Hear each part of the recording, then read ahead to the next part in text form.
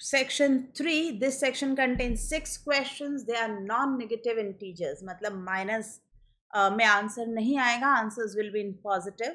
For each question, enter the correct integer corresponding to the answer using the mouse and the on-screen virtual numeric keypad in the place designated to enter the answer. ठीक, there is no negative marking, full marks, 4 marks each, or otherwise 0, right? So let's see the question. The question is, to question number 13, the total number of sp2 hybridized carbon atoms, हमें सिर्फ carbon atom पूछे गए हैं in the major product P, और P में पहले से ही कह दिया कि कोई हिट्रोसाइक्लिक कंपाउंड के बारे में बातचीत नहीं करनी है. A non heterocyclic compound of the following reaction. ये देखिए 4 साइनाइड्स जो दे रखे हैं वो यहाँ CN, CN, CN and CN है. जब इनकी reaction lithium aluminium hydride excess and then water से कराई गई तो ये चारों ही जो है CH2NH2 में रिड्यूस हो गए. They will be reduced into CH2NH2 like this, right. अब इसकी रिएक्शन कराई गई है एसिटोफिनोन. एसिटोफिनोन होता है PHCOCH3 और ये भी दिया गया है आपको एक्सेस में, खूब सारा आप यूज़ करने के लिए अलाउड है. अब सवाल है कि ये जो एसिटोफिनोन ये कौन सी रिएक्शन यूज़ करी गई है. ये कार्बोनिल, इस पर NH2 प्राइमरी अमीन्स जब रिएक्ट करती हैं तो ये जो डबल बॉन्ड इमीन जो बनता है ये रिएक्शन हमसे यूज़ करने को कहा गया है, करेक्ट. अब ज़रा इस रिएक्शन को हम यहाँ बनाएंगे तो क्या क्या स्ट्रक्चर आएंगे. N double bond C PH CH3, N double bond C PH CH3. मैं ज्योमेट्रिकल पे ध्यान नहीं दे रही हूँ क्योंकि स्टीरियो से संबंधित हमें यहाँ कुछ पूछा ही नहीं गया है ना. हमें तो जो पूछा गया है हम उस पर काम कर रहे हैं. C PH CH3 और ऐसे यहाँ भी N double bond C PH and CH3. अब हमसे पूछ रहा है इस कंपाउंड में कितने sp2 कार्बन है. बहुत क्लियरली है कि आपको सिर्फ कार्बन पे बात करनी है. हर pH के अंदर 6 कार्बन्स होने वाले हैं जो sp2 होंगे. सो ये तो हो गए आपके 24 यही 4 pH के अंदर. इसके अलावा ये जो डबल बॉन्डेड कार्बन है इस इमीन साइड के ये 4 हैं. So 24 plus 4 total we have 28 sp2 carbons. कितने कार्बन्स हमारे यहाँ पर आ रहे हैं sp2 hybridized? We are having 28 sp2 hybridized carbons in this particular structure of P. Clear? Section 4 match list type. इस तरह के क्वेश्चन पास्ट जेई के पेपर्स में भी आते रहे हैं and these type of questions are simple questions only. Let us go to the options of question number 14 है match the reaction in the given stoichiometry of the reactants in list 1 with one of their products given in list 2 and choose the correct option. तो ये सारा का सारा जो question है, सारी reactions जो हैं वो NCERT से ही हैं. जैसे ये जो फर्स्ट रिएक्शन है that is hydrolysis of oxide of phosphorus. Phosphorus के 2 ऑक्साइड हैं. P2O3 का डाइमर जो होता है वो P4O6 है और दूसरा ऑक्साइड है P4O10. So we know that when we do hydrolysis of this is a non redox reaction. यहाँ पे फॉस्फोरस +3 ऑक्सीडेशन स्टेट में. On doing hydrolysis, the oxy acid of phosphorus, in which phosphorus is in +3 oxidation state, will form. क्या form होगा? Phosphoric acid form होगी. We also know the reaction, क्योंकि अगर यहाँ पे आप देखो तो ये मैंने P4O6 बनाया है. यहाँ if it is 2 times, then there is 6 POP bond. You can count the number of POP bonds. 6 POP bonds को ब्रेक करने के लिए 6 वाटर मॉलिक्यूल चाहिए. P4O6 की जगह यहाँ P2O3 लिखा है, means 3 water molecule will be required. And phosphorus here is present in +3 oxidation state. So phosphorous acid will form, H3PO3 will form. ठीक है. अगर यहाँ पे P4O10 होता तो फॉस्फोरिक एसिड फॉर्म होती. This is a non redox reaction, hydrolysis of oxides of phosphorus. So again this is related to P block. So from here I can say that the matching of P option, P की matching जो होनी चाहिए वो second से होनी चाहिए phosphorous acid. Moving to Q, ये जो है hydrolysis of phosphorus in basic medium, this is given in redox as well as in P block. कई बार ये जेई में भी आ चुका है कि when P4 is added to NaOH solution it will disproportionate to form phosphine gas and sodium salt of hypophosphorus acid.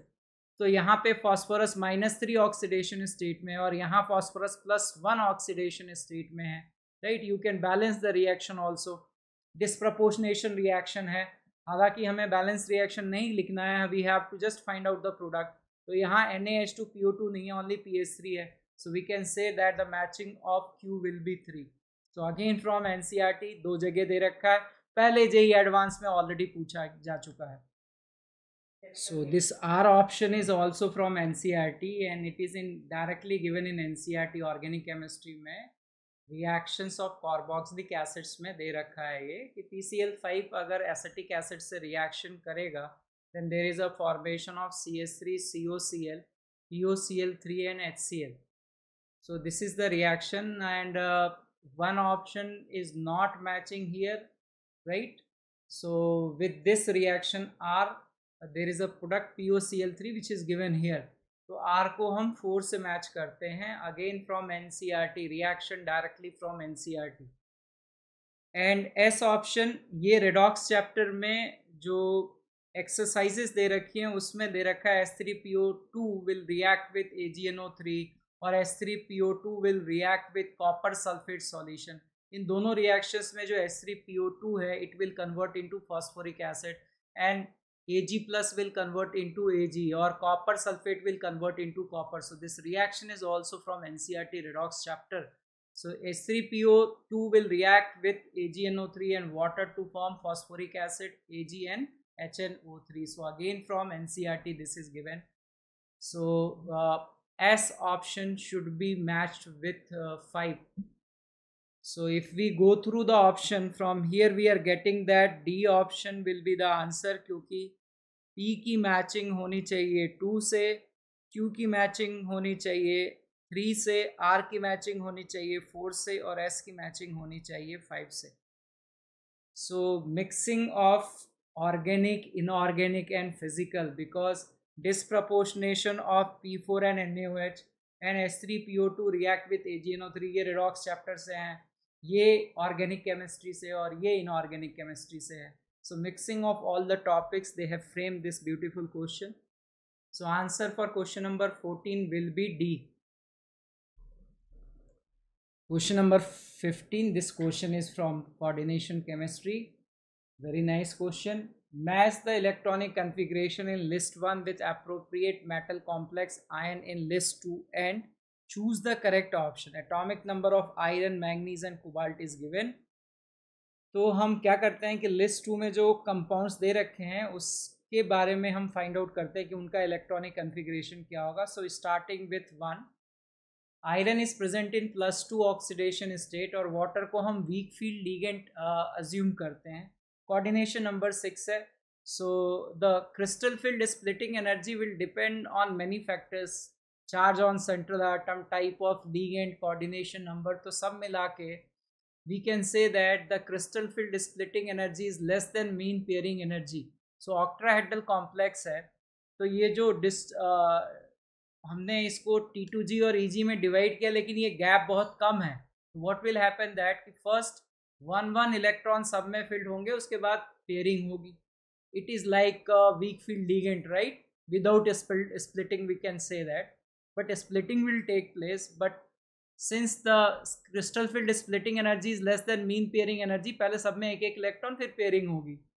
तो iron का इलेक्ट्रॉनिक कन्फिग्रेशन है 3d6 4s2. Iron is present in +2 so that is 3d6. तो पहले एक एक electron सब में fill करते हैं and then pairing will take place from here.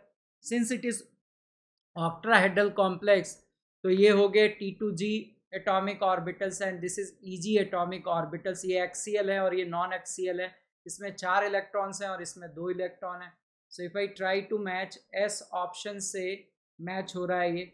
S option में दे रखा है T2G में 4 इलेक्ट्रॉन और EG में 2 electron, so we can say that S should be match with 1, S की मैचिंग 1 से होनी चाहिए। दूसरा ऑप्शन लेते हैं। Again here manganese is present in +2 oxidation state and water is a weak field ligand, octahedral complex है। Again crystal field splitting energy is less than mean pairing energy. तो पहले हम इलेक्ट्रॉनिक कन्फिग्रेशन लिखते हैं manganese का 3d5 4s2 and Mn2+ is 3d5, 5 electron है तो सब में एक एक फिल करेंगे। अगर हम सब में एक एक फिल करते हैं ऑक्टाहेड्रल कॉम्प्लेक्स है, then the electronic configuration is T2 atomic orbital में T2G में 3 इलेक्ट्रॉन और EG में 2 इलेक्ट्रॉन आएंगे। If we try to match this, T2G में 3 इलेक्ट्रॉन्स और EG में 2 electrons, so Q should be match with 2। Similarly for the third option के लिए हम जाते हैं CONS3 6 × 3+, cobalt is present in +3, ऊपर से ये स्ट्रॉन्ग फील्ड लिगेंड है, so from here I can say that crystal field splitting energy is greater than mean pairing energy. तो पहले क्या है कि T2G में इलेक्ट्रॉन भरेंगे, उसके बाद EG में जाएंगे। Cobalt is present in +3, cobalt का electronic configuration 3d7 4s2, cobalt +3 means electronic configuration will be 3d6, तो 6 इलेक्ट्रॉन पहले T2G में जाएंगे, there is no electron in EG, so we should write that T2G में 6 electron and EG में 0 electron. T2G में 6 है, EG में 0, from here we can say that we can match P with 3, P की matching 3 से होनी चाहिए। Fourth option FeCl4-, यहाँ पे कोऑर्डिनेशन नंबर 4 है। Iron is present in +3 oxidation state but chlorine is a weak field ligand. तो यहाँ पे अगर मैं इलेक्ट्रॉनिक कन्फिग्रेशन आयरन का लिखता हूँ 3d6 4s2, iron is present in +3, 3d5 4s1, right. So again क्योंकि टेट्राहेड्रल कॉम्प्लेक्सेस में it will form a tetrahedral complex, so in case of tetrahedral because Cl is a weak field ligand और crystal field splitting energy tetrahedral में काफ़ी कम होता है, so इस वजह से हम क्या करेंगे, पहले एक एक इलेक्ट्रॉन फिल करेंगे। तो इसमें हमें पता है कि जब स्प्लिटिंग में एनर्जी की बात करें तो G नहीं होता इसमें, राइट। सो T2 ऑर्बिटल जो नॉन एक्सियल ऑर्बिटल्स हैं उनकी एनर्जी ज़्यादा होती है with respect to axial orbitals, so will fill 5 electrons in each. So electronic configuration is E2 and T2-3, E2 and T2-3 that is related with 4 option, E2 and T2-3, right. So this is related with 4th option. Moving to the 5th option, COCl4-2-, cobalt here is present in +2 oxidation state, ये weak field ligand है, coordination number 4 है। So from here again we can say that this is a tetrahedral complex. So crystal field splitting energy of tetrahedral complex is less than mean pairing energy. If I write electronic configuration, cobalt का electronic configuration है 3d7 4s2, cobalt +2 will be 3d7 4s0. So when we are filling the electron, पहले सब में एक एक electron भरेंगे और फिर पेयरिंग होगी। So from here we are getting that E atomic orbital में 4 इलेक्ट्रॉन्स है और T2 में 3 इलेक्ट्रॉन्स हैं। So this E में 4 और T2 में 3, there is no option, so there is no matching for 5th. So we can say here that कि पहले का जो आंसर था first is match with 1, first की मैचिंग 1 से हो गई, फर्स्ट नहीं है ये, S की मैचिंग 1 से है, राइट। सो S की मैचिंग 1 से है, मतलब इन दो ऑप्शंस में कुछ होना चाहिए। देन Q की मैचिंग 2 से है, Q की मैचिंग 2 से मतलब ये दोनों अभी भी वैलिड हैं।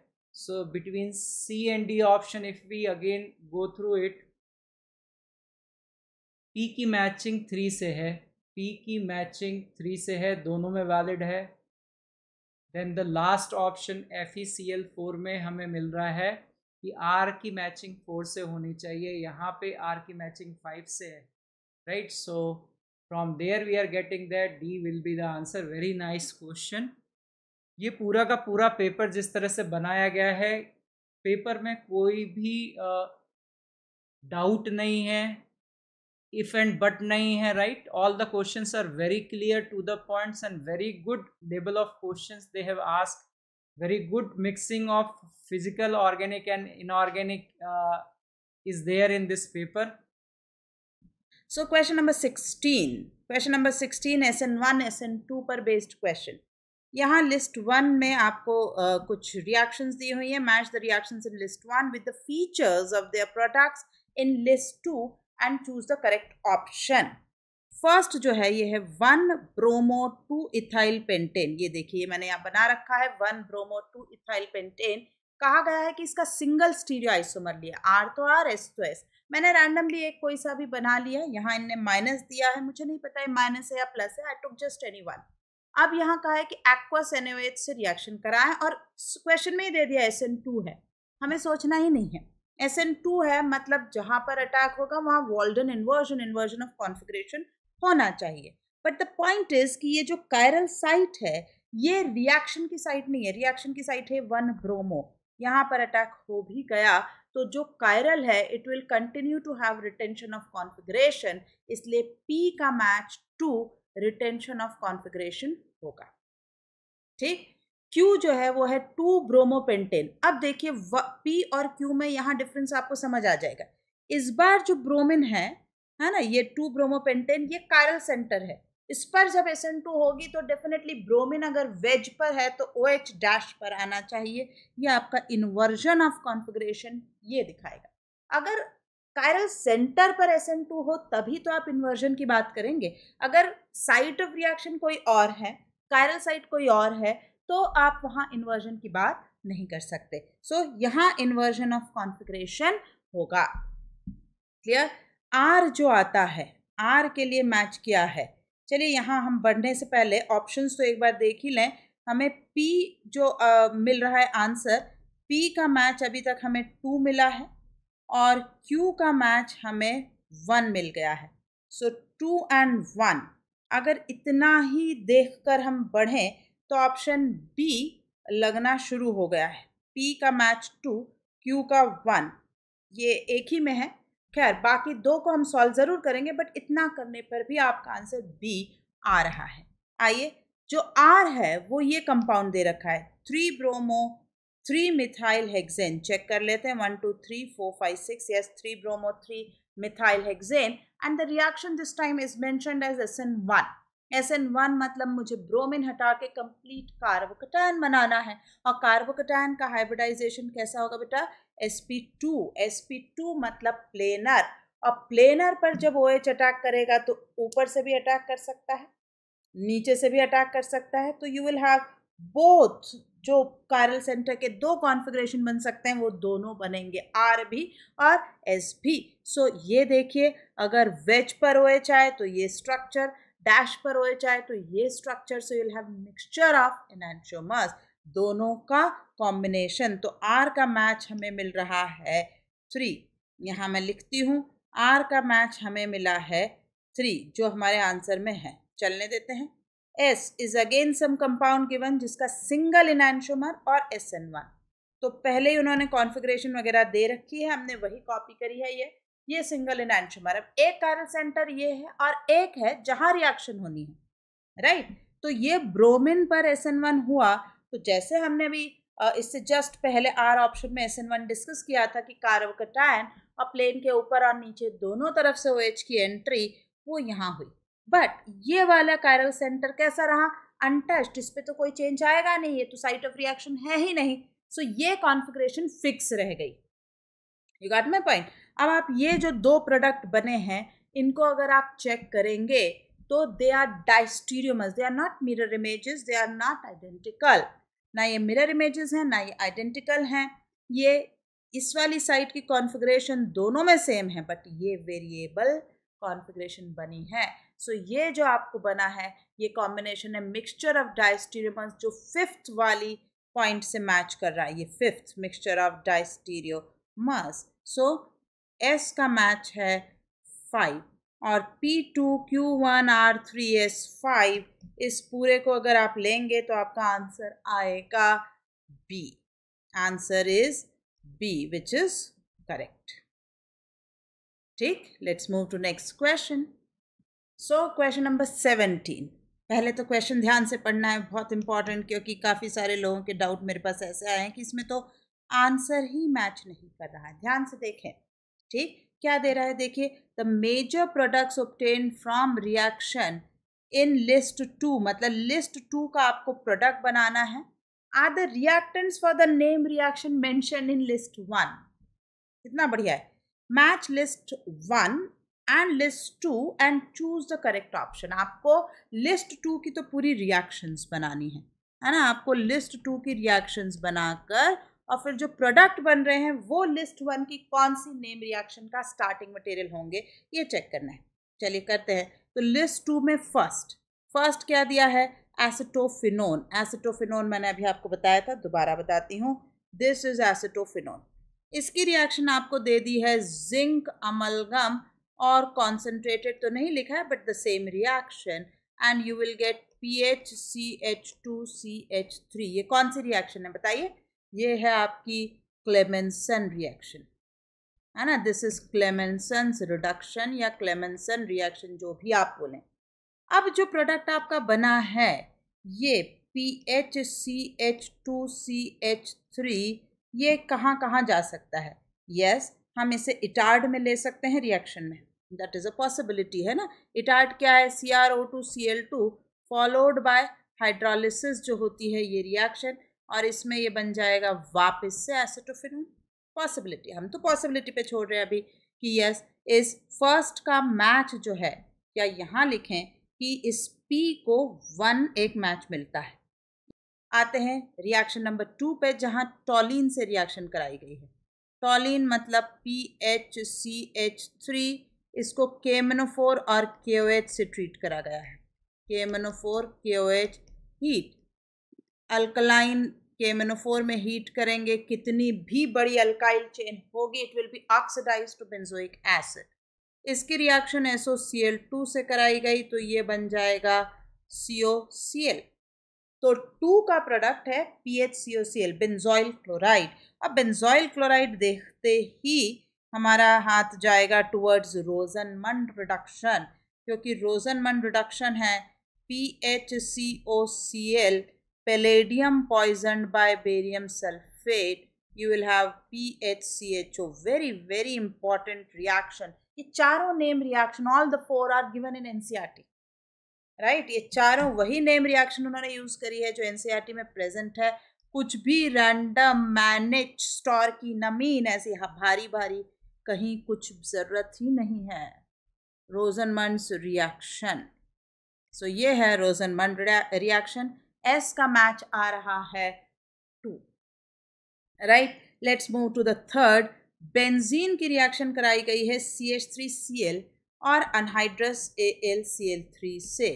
तो बेंजीन की रिएक्शन अगर कराई जाए with CH3Cl AlCl3, yes anhydrous AlCl3, तो ये तो हमारा मैक्सिमम तो बहुत दूर जा सकता है, लेकिन हम टॉलिन अगर कंसिडर कर लें कि लेट दिस बी कि ये टॉलिन है, तो अगर ये टॉलिन है तो ये तो इटार्ड है वापस से CrO2Cl2 फॉलोड बाय हाइड्रोलिसिस. ये तो वापस से बेंजल्डिहाइड के लिए एक तो इसकी कॉम्बिनेशन इटार्ड पर जाती नज़र आ रही है कि ये भी जो ऑप्शन है हमारा इटार्ड्स, है ना. ये कौन सा ऑप्शन है हमारा, थर्ड.